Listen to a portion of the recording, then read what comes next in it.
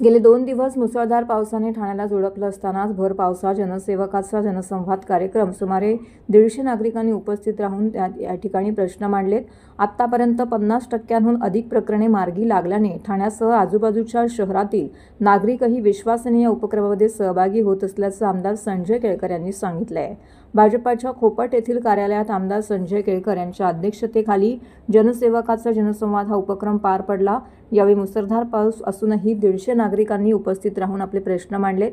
यातील वारसा हक्काचे प्रश्न, पुनर्विकास योजनेतील फसवणूक, महापालिकेतील विविध विभागांमधील कामगारांच्या प्रश्नाचा समावेश होता। यातील काही प्रश्न केळकर यांनी संबंधित अधिकाऱ्यांशी फोनवर चर्चा करून जागीच सोडवले, त्यामुळे त्यांच्या चेहऱ्यावरती समाधान झळकत होते। यावेळी ठाणे शहरातील 5 विभागातून पाणी टंचाईच्या समस्या घेऊन नागरिक उपस्थित राहिले होते।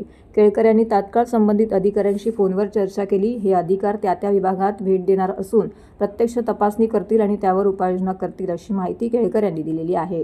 यावेळी आमदार निरंजन डावकरे, ठाणे जिल्हा हाऊसिंग फेडरेशनचे अध्यक्ष सीताराम राणे, विकास पाटील हे देखील उपस्थित होते। आज एवढा धोधो पाऊस पडताना देखील जवळजवळ 125 ते 150 नागरिक जे आहेत ते या जनसंवादाला आले होते। अगदी नोकर भरती जी महापालिकेमध्ये आहे निरनिराळ्या भागामध्ये, किंवा सफाई कामगारांच्या वारसा हक्काचा आहे, प्रसारिका ज्या आरोग्य खात्यामध्ये काम करणारे आहेत, निरनिराळ्या ठिकाणी जे ऑपरेटर्स काम करणारे आहेत, अशा अनेक जणांच्या ज्या समस्या आहेत त्या समस्या घेऊन लोक आले होते। काही पुनर्वसनाच्या फसवणुकीच्या केसेस होत्या, काही पोलीस स्टेशनच्या संबंधी होत्या, आणि सर्व भागामधनं या लोकांना न्याय देण्याचं काम आम्ही आता गेली 6 महिने हा जनसंवाद कार्यक्रम करतोय।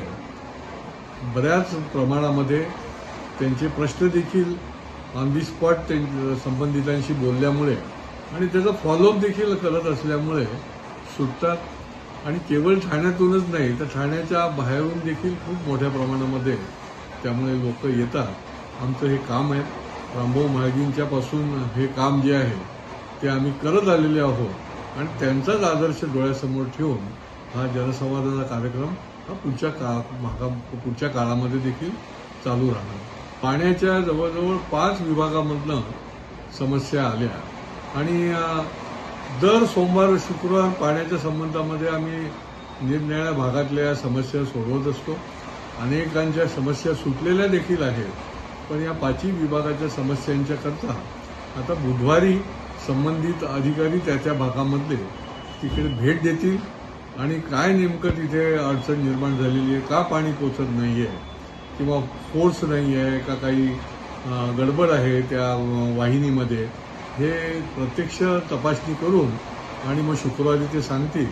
आणि मला वाटते अशा पद्धतीनेच सहकार्यातून, समन्वयातून आणि वेळ पडली तर संघर्षातून जनतेचे प्रश्न सोडवणं हा आमचा मुख्य अजेंडा असणार। संवाद कार्यक्रम सुरू झाल्यापासून मला सांगायला आनंद वाटतो, समाधान वाटतं की फॉलोअप केला तर प्रश्न सुटत असतात आणि 50%पेक्षा जास्त लोकांचे विषय जे आहेत ते आतापर्यंत कंप्लीट मार्गी लागलेले आहेत। मला वाटतं म्हणूनच एक दुसऱ्याला सांगितलं जातं आणि त्याच्यामुळे तर मुंबईचीही काही वेळेला लोक येतात, या सगळ्या ग्रामीण भागातलेही लोक येतात आणि खरं म्हणजे हेच एक समाधान आहे की त्याचा सातत्याने फॉलोअप करणं।